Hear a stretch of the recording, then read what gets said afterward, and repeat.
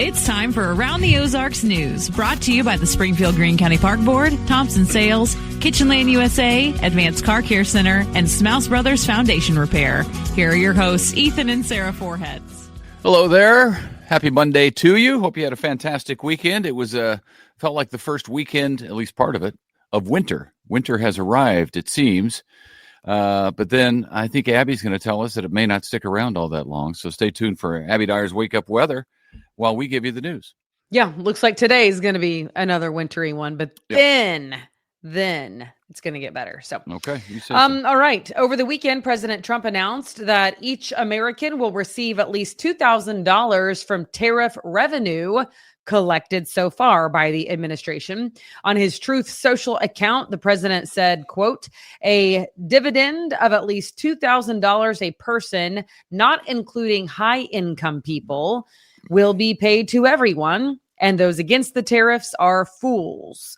So this would likely have to be passed by Congress, by the way. And you might remember Senator Josh Hawley a few months ago actually introduced some legislation to give $600 tariff rebates to all Americans and their dependent children.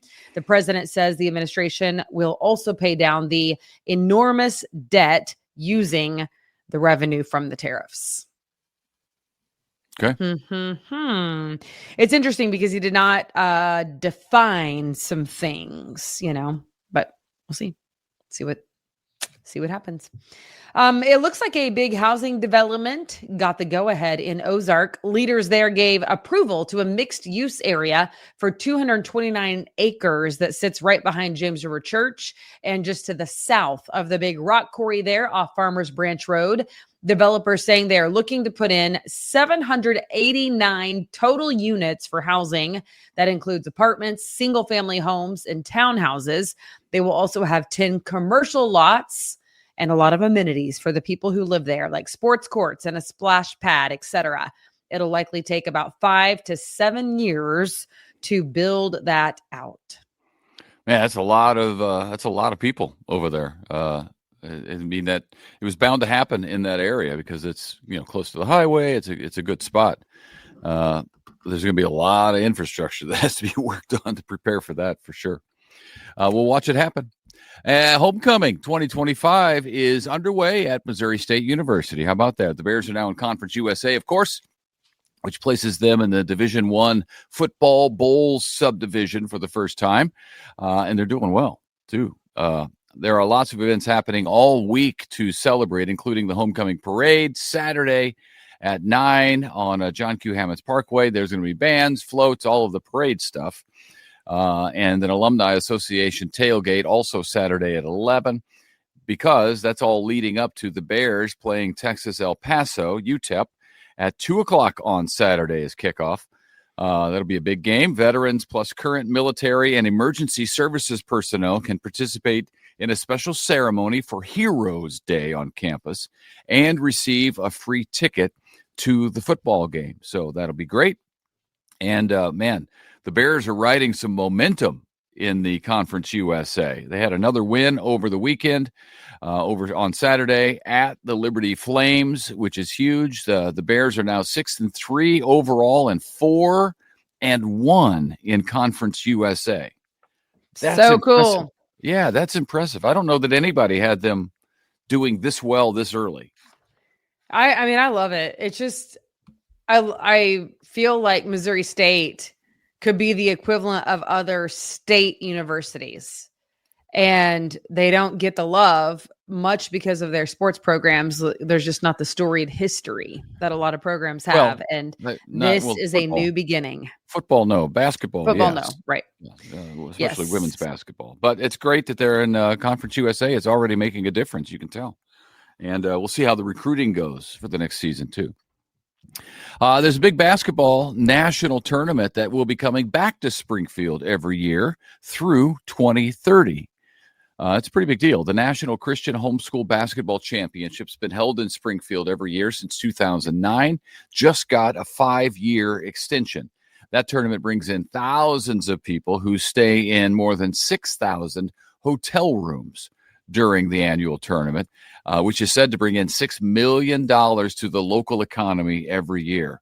So you do the math during the life of the extension over 5 years. It's estimated the tournament will bring in about $30 million to the Springfield area, which is very nice. cool.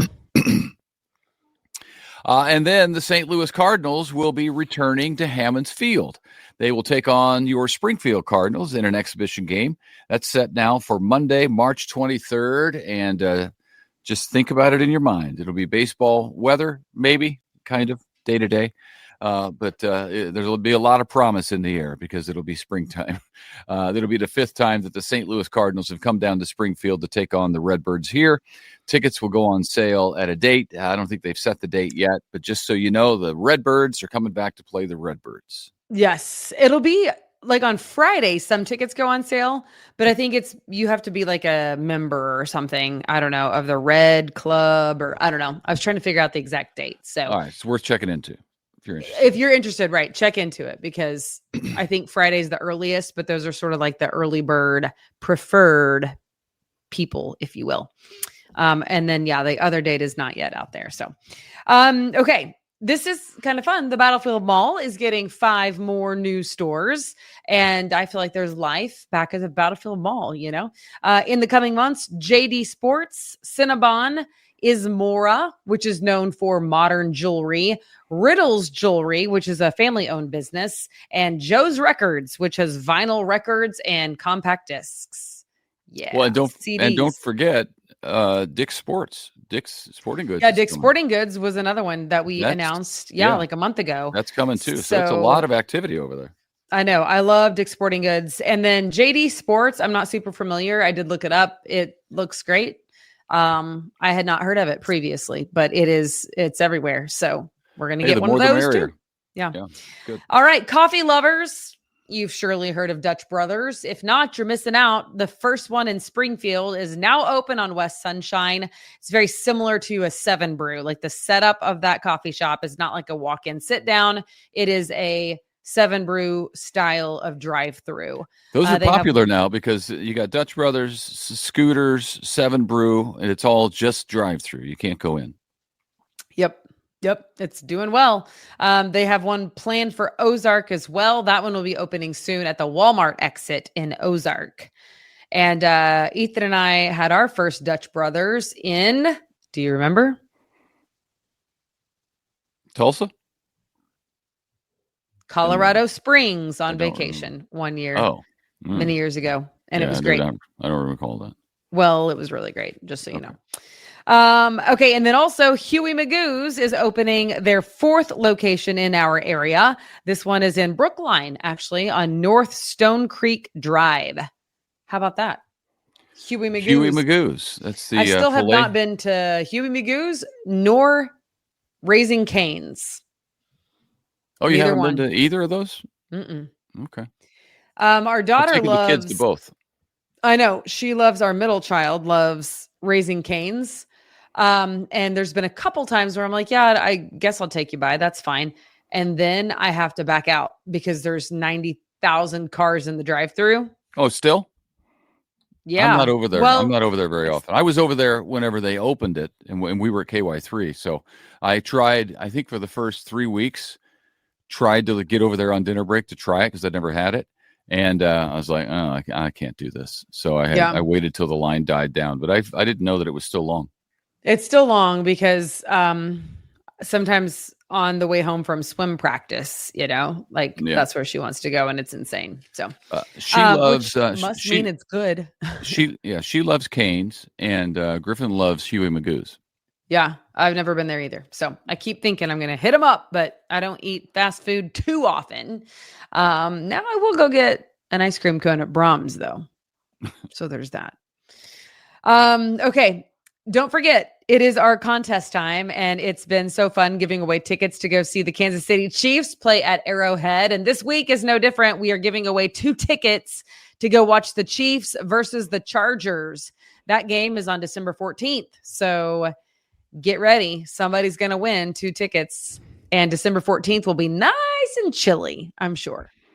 And the Chiefs didn't have a game this week, and they had a bye week. So they take on the Broncos at Denver on Sunday afternoon, 3:30. Yeah. So heads up about that. They need a W. Yes, they do. Okay, that's all we got. Thanks so much for tuning in. We do hope to see you back here tomorrow morning. Until then, have a great day at work. Yeah. Stay warm, and we'll see you tomorrow. Bye-bye.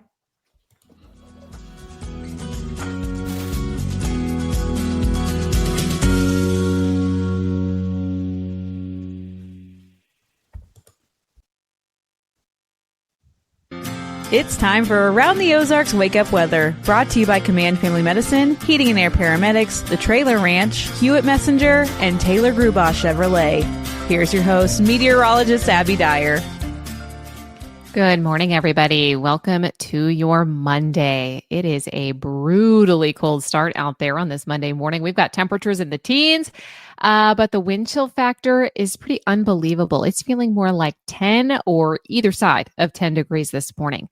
Bundle up. Seriously, if you have to be outside for an extended period of time, it's not out of the question. Add the snow pants. It is that cold outside. The wind chill is that brutal, and it's just going to stay cold, blustery, windy all day long today. A frigid start to the week for sure. We have high pressure in control, and that's resulting in the clear sky, the widespread freeze conditions that are happening across the Ozarks.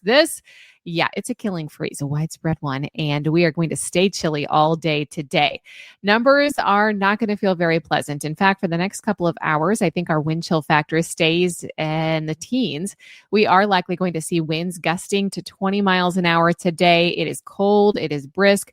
Minimum wind chills are down in the low teens for most. There could be a few single digits out there, though. So the big message to you is bundle up. Kids heading out to school today, you need all the layers, the thickest winter coat that you have, the warmest gloves, the warmest hat, cover your ears, because this is the first taste of winter cold that we're going to see in this forecast. We have another very cold morning on tap for Tuesday morning. The breeze is still out there. So wind chill values once again tomorrow as we talk will be in the teens as well. It's sunny, it's windy today, and the wind chill values are going to stay in the 20s and 30s throughout the course of the afternoon. Our high temperature here in Springfield may make it to 40 degrees.